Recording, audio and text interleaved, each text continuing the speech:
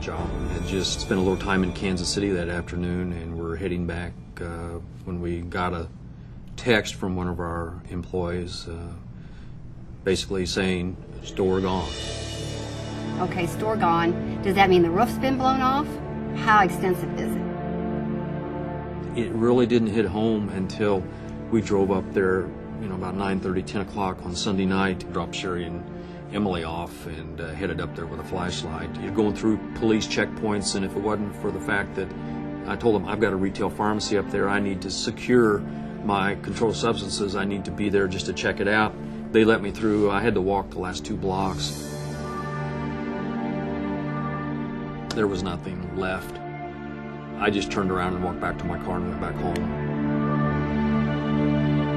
I turned the TV on, and the guy's talking about tornadoes in Joplin. I stopped, and I was listening to that, and I'm like, oh boy.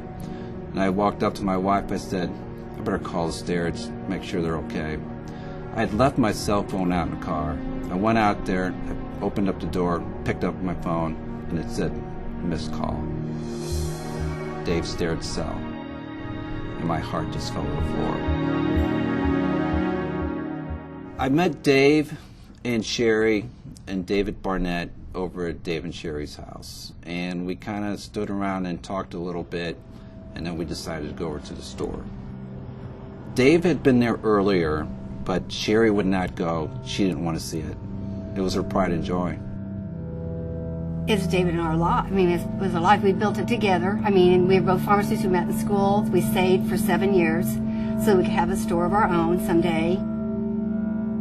Where we sat was in the heart of the town, and when Medicine Shop did the demographics 27 years ago, they said, this is where you need to be because this is where all the people are, and this is where a neighborhood pharmacy needs to be, so that you can service these folks. And it proved to be true, that it was an awesome spot for us. Now it's all gone. You have people that have lost everything, home and business. You have people that have lost family, loved ones. You have people that are out of jobs. Over 400 businesses were affected, destroyed completely, or shut down. Really, the whole week after the storm is kind of blurry for me.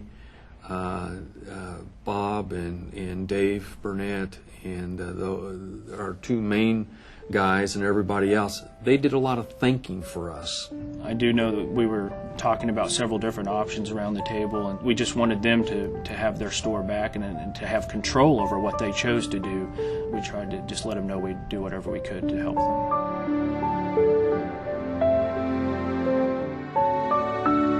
This wasn't about us shipping more product or a certain kind of product. This was about, these are people that we have a relationship with, and we have a responsibility to help them. The goal was to get the pharmacy up and running so they could serve their community and their patients. Bob sent out an email to all of his medicine shops to let them know that the store had been destroyed. And he got a response from Larry Weber, who owns the medicine shop in Mexico, Missouri, and said he had basically a whole store that he could donate. And I said, I'll call my team and we'll see who we can get to go. And everybody volunteered, and I called the hospital sales manager, and at 7 o'clock in the morning on our way down, in an hour he had people down to help us. Justin was the lead project manager on project fixturing. He helped actually get in there, tear down a system fixturing that had been in place for quite a long time. So it wasn't like they were just pieces he was putting into a truck. They had to tear down the entire store, put it in a truck, coordinate it with other Cardinal helpers to have enough manpower to get it done. You almost didn't have time to think. You were reacting. We figured out how to do it, and we were walking while we were doing it. The chamber tells us we were the first store to reopen.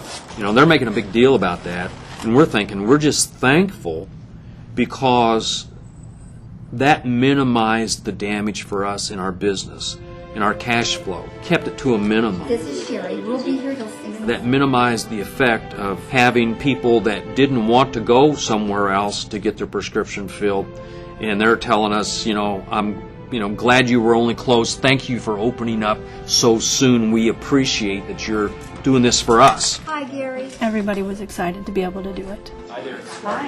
Being able to give something because you knew that people needed your help, and everybody had that feeling. And that's the reason why we have the relationships with the medicine shop people. They know that they can depend on us. They know that we'll help them. That's the reason why we have the relationships with the hospital people, because we all work together and we help each other.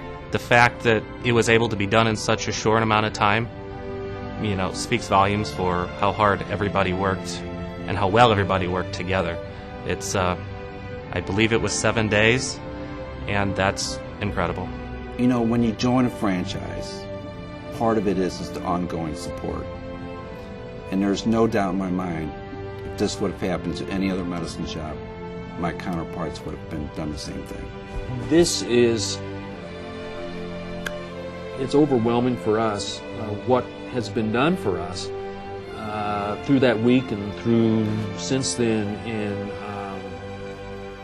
we just can't thank you enough for and the appreciation and the just everything that's transpired has been very overwhelming. Well, you know, like David said, I mean, what do you say? I mean, there's no words to express what they've done. We're very, very grateful and thankful. And just God bless them. Just good people. We appreciate it very much.